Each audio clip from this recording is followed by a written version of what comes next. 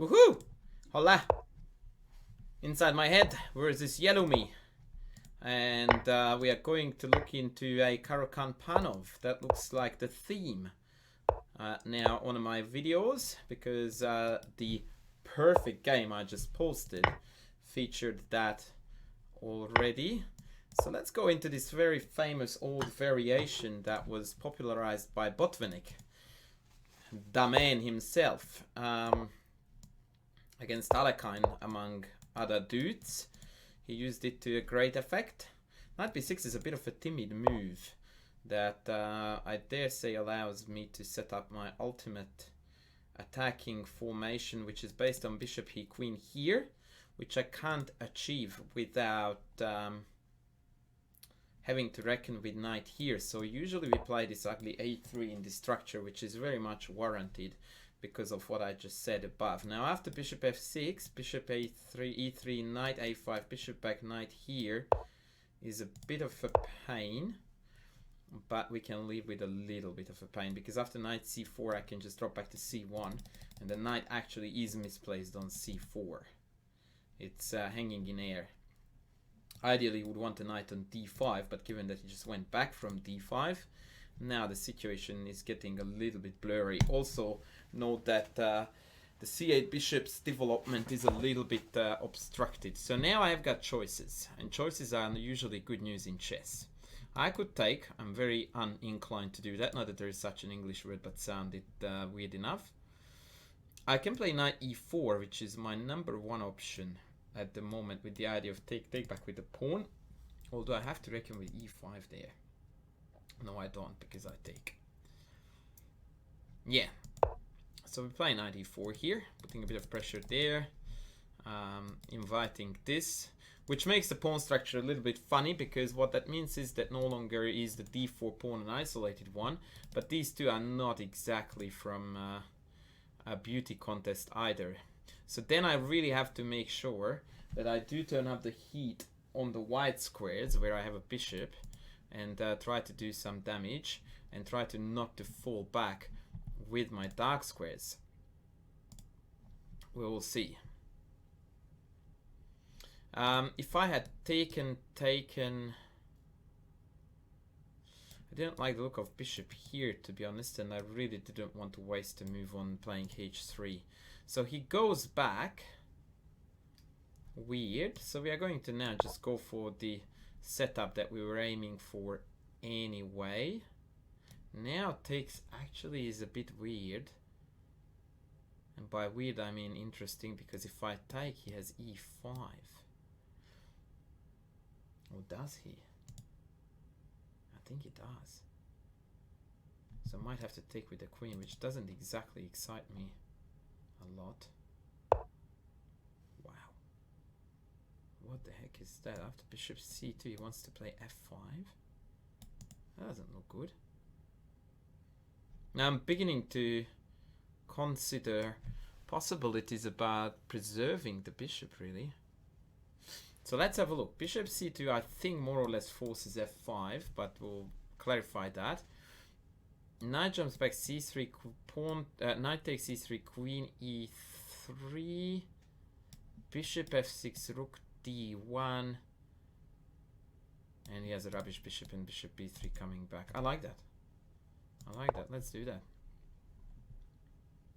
I'm expecting f5. Now, I don't have a threat, like an instant threat, because knight f6 check is met by knight takes.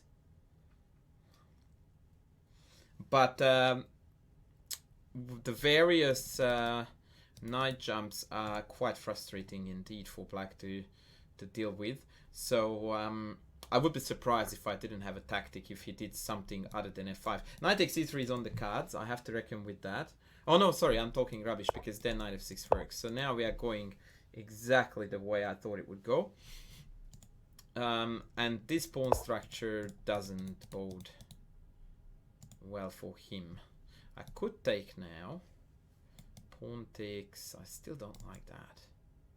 Although better for me, but not good enough. If bishop b3, knight takes, queen takes, this hangs. So I think rook d1 is the right course of action. Takes on c3 is good for me. Pawn f4 is not threatened. Yeah, that's it. Bishop here, rook here is our plan. He's gonna pay. Boy, he's gonna pay for the positional discrepancies, or rather weaknesses. Yep, I'm very glad to see that move. That's a hint he wants to play b5, which would be an absolute shocker anyway. Here, knight a5, I just drop back. That's all a-okay. His position is beginning to crumble now, I think. Rook e1, and if he doesn't pressure me anymore, I will drop the bishop back and start pressuring that too. Although admittedly, I don't really see a clean winning plan for me. Perhaps after I played rook e1, bishop back, I could come around here. Obviously, if b5 gets played, which I really think it shouldn't, then I'm going to rewire this rook onto the c file. He's playing a lot of moves that I didn't expect at all. And actually, this is not a bad one, because he wants to come out here. I kind of like what he's doing for black.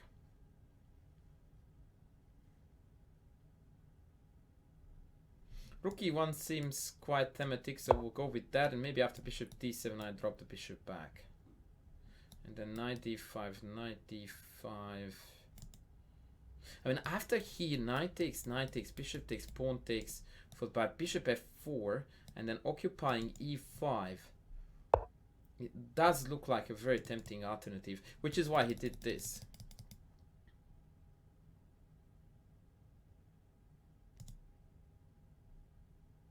I think the bottom line in this position is that my position is nowhere near as much better as I think it was or is. Can I go in? Take, queen takes. Oh, yes, I can go in. I like that move. I like to move it, move it. I like to move it, move it. I like to move it. So knight e5, bishop d7. Knight d, bishop d, queen d. Knight takes, queen takes. Doesn't really do much, does it? I have to be also careful with take and then the queen moves, and all of a sudden I clogged up my e-file. But then d5 crumbles under the pressure. Yeah, I want to go in. I want to go in. It floats some weird knight c4 IDs as well. So that could come handy in a rainy day. Oh boy, I just spotted a tactic here. Bishop takes, pawn takes, check. And if the king goes to h8, I check the queen down. Bang. So bishop d7, take, check, king h7. Shivers. That would be so sexy. What? Why would you do that? Okay, that wasn't really unexpected. That was his best piece traded for my worst. Now this pressure is really, really powerful. He might even have to reckon with d5. His king is exposed on the diagonal. He did a tremendous favor there. I'm almost labeling that move as a game-losing positional error, if I really want to push my luck. And b5 puts the icing on the cake, because now he just exposed his rook to further attack. So now, bad move followed by bad move. I'm modeling here, by the way, a kind of thinking that you really should use, in my opinion. You have to call a spade a spade. So if you think it was bad, it's not cocky to call it out. Or if it is, then do it. Be cocky. They can't hear you. And this is, I think, bad too. So the overall assessment is that I'm looking for moves that are going to hurt them a lot. And my number one candidate here for that is d5. Bishop e5 takes, rook takes, e6 hangs, and the game is over.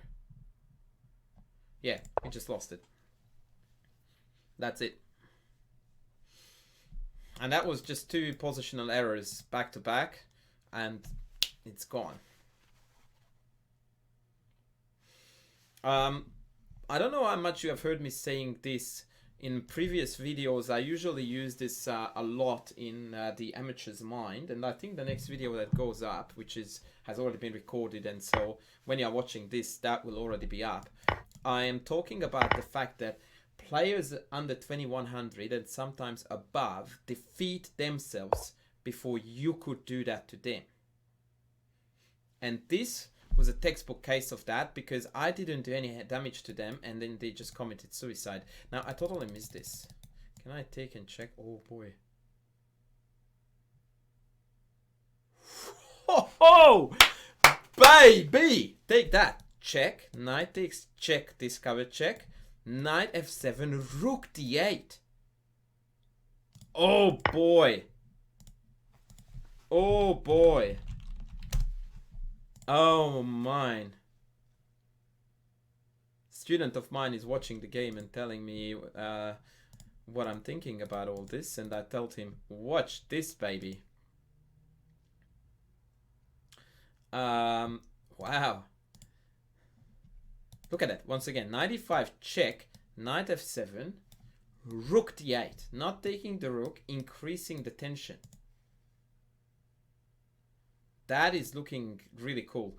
If he moves the king, pawn up, rook e8, bishop... Oh, no. Okay, I need to chill there. Yeah, chill is a good quality. Oh, crap. Povitsky. So takes rook d8 still. Then rook e8, rook takes... Okay, that's interesting. So rook d8, king... Rook d8, rook e8 is the only move. And then rook takes king here. Oh, I have got it. Rook e8, rook h8, king takes, bishop takes, pawn takes, check, king d6, knight b6, double attack. Wow. Is that correct again? Let me just check. Yep, that is correct.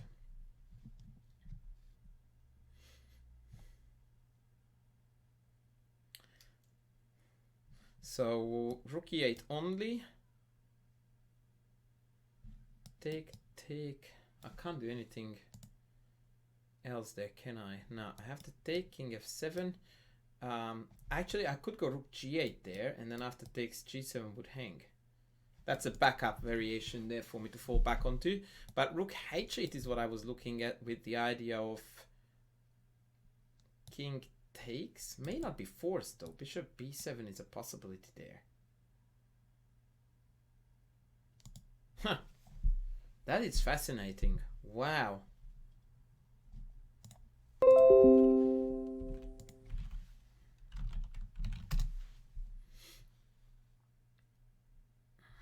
Sorry, I just got a YouTube comment.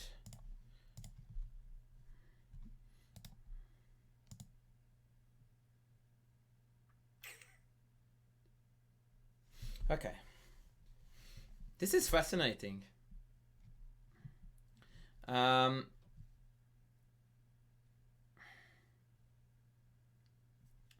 Rook e8, I can't really defeat it. Rook takes king f7. Matter of fact, even after rook g8, he has got bishop b7. Take, bish take, take. Knight in, king takes, knights here. Wins a pawn. Huh. Unreal. Absolutely unreal. Okay, rook takes king f7. Or check first, take, rook takes king f7, rook g8, king e7.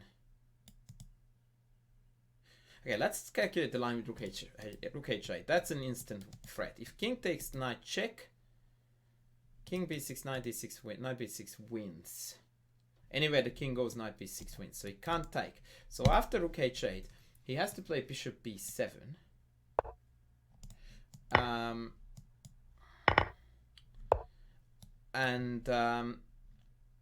after bishop b7, I can't see anything better than take, bishop takes 19. He still doesn't have to take. So he still can dodge this by moving the bishop. 19, bishop b5. f4, king takes, king f2, king d6, king e3, king c5. I can't win that. Wow.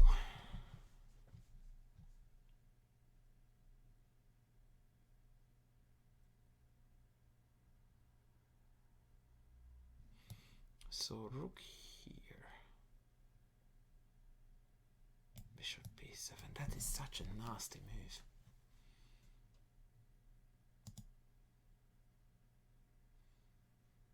Maybe rook d8 is my move, even if king takes rook here. No, bishop e6.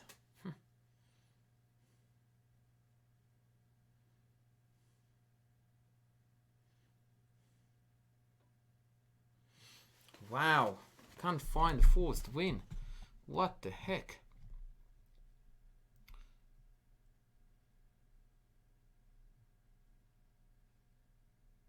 That bishop b7 is such a pain.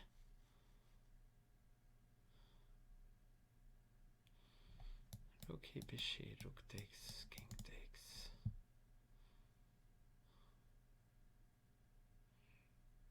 Knight d1. The idea of coming here. Bishop d5, knight e3, bishop e6.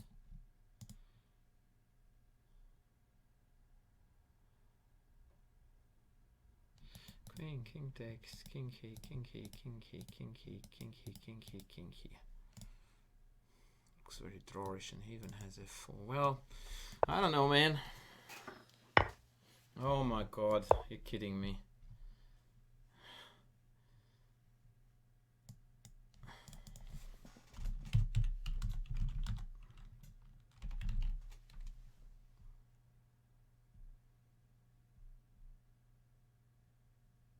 Oh wow. Actually, this is still unclear. King here, he here. If I go check, king c7. Okay, maybe king f1. Take, take, take. King e2, king up, king up, king up, king up. Yeah, king here. I should win that pawn ending, right? f4, g5, g3, g4. Yeah, because I have king d5. That's right. Yeah, easy. That was such a wasteful play by him. Bishop b7 would have been hugely entertaining. Hugely entertaining.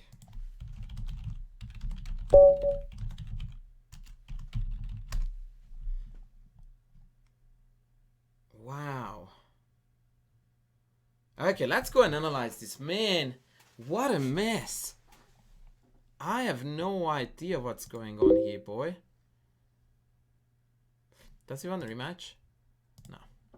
Okay, so let's go. This was very, very interesting. Very interesting. Tuck, tuck, tuck. A3, bishop there. Okay, knight d5. I meant to take this apparently. How is this okay to take this, then rook c1, and then allowing this?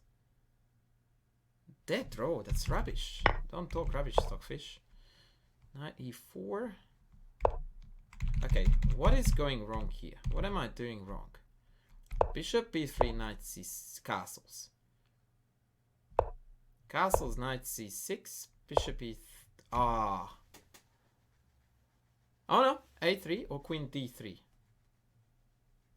Queen d3 is the better move. And if bishop f6, then here knight d5. Well, at least I saved this, right? So now if I take, perhaps that's a little bit better.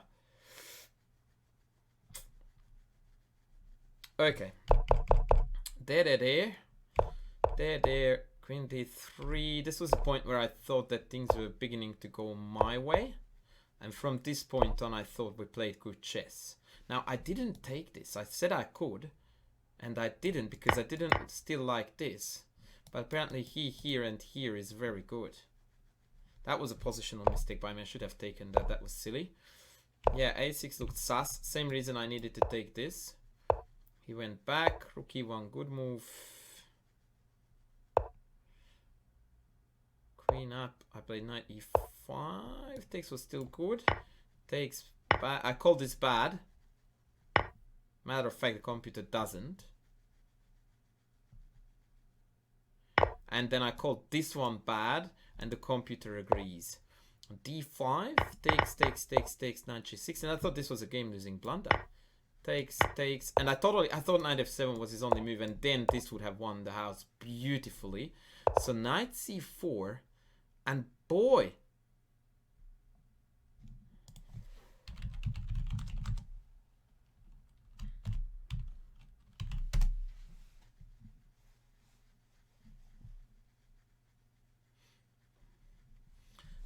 so yeah, he's just typing now that he didn't see king e7. Take. Oh, this is a no, it can't be a mistake. So it turns out that this is actually a mistake. Can you believe that? How cruel can chess be? How cruel can chess be? Takes, and after f3, yet another extremely unlikely move in my book. Or king f1. White is slightly better because the pawns are all over the shop. So rook d8 here is actually a mistake. And after rook e8, here, he should have played this. And I don't really have anything here. I wanted to play this with the idea of incoming, but I didn't see a good continuation here. And it's because there isn't one. What a game, man. What a game. Oh, well. So what we learned from this is... I don't know what I learned from this, actually. Oh, I do now. The taking e6 here, incredibly, was a mistake. And coming back, allowing e5, d6, d7. I mean, who can see that? Get out of the house. Mistake. Are you for real? The best move of the game is the mistake. And actually it throws away a 2-point advantage, 2.0 to 0.4. That's just cruelty. So back e5, d6, check, king h7, d7, bishop here, rook d6, and this is just ugly. This is just pure ugly. Although even here, I guess I have to play some accurate moves. What's my winning plan exactly here, other than the fact that he can't play?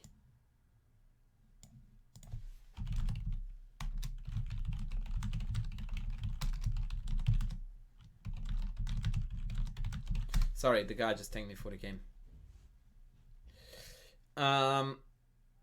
So what's my winning plan again here? So in. Okay, let's just go pass. I'm curious how I'm winning this. Oh, rook b6. Okay. Alright, that's fair. The problem with this position is that very often white doesn't win these positions by virtue of having this pawn in here and thus promoting it. It's because of the black pieces are so preoccupied with holding the fort that things that otherwise would be not considered weaknesses at all actually are weak. Like I can come back here, or even bishop e6, skip a rook on this. I can come here and ridiculously there is no bishop move to save the day. So it's very interesting. But boy, when your best move is the blunder, what the heck. Alrighty, well, that was it, folks. A very interesting game with a very, very weird conclusion. And by the way, even in the end, I don't think he was dead. So what's the computer line? Here, c3, get out of house. And if I take rook b8 and mate here, guess how much I saw of that? Yep, correct, nada. Takes, rook takes, and this is a struggle time, rook ending, almost certainly a draw. Oh boy, when you spend the whole entire game on the wrong track thinking that you are killing it. Alrighty dudes, thanks for tuning in. That was an awesome lesson there, for me at least. I hope you guys enjoyed it. Catch you later.